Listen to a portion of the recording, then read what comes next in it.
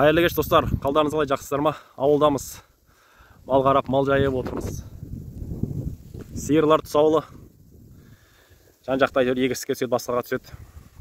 Барып қамалады.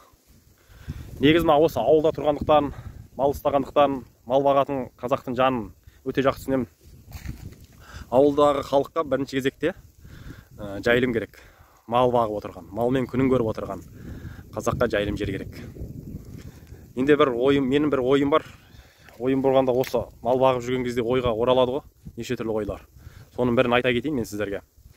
Мына елді мекен іргесіндегі жайылымдық жерлердің нысаналық мақсатын өзгертуді ата заңға енгізіп, тиым салу керек.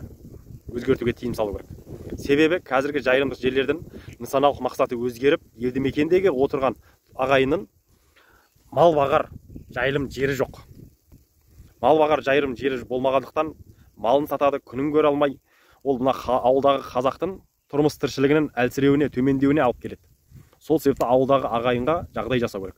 Осындай кезде ауыл партиясы осы ата заңға елді мекен іргесіндегі жайылымдық жерлердің нысаналық мақсатын өзгертуге тыйым салдырып, және ата заңға соны енгізу керек.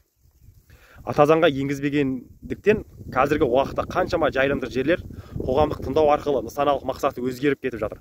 Қоғамдық тыңдау дегеніміз ол бір 5-6 адамның баған деген 5-6 адамға шапанын жапса, ой, жайылым жер керек емес.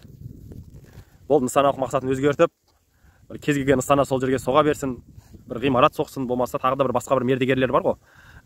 Кәсіпорындар ашатын, соларға бере салады да. Сол себепті де ауылдағы ағайынға бірінші кезекте керегі жайылымдық жер.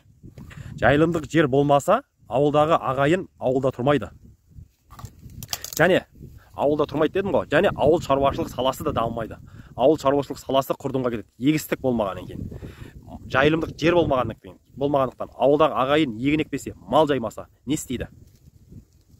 Айтыңыздаршы, не істейді ауылдағы? Бізде мынадан кәсіпорын жоқ.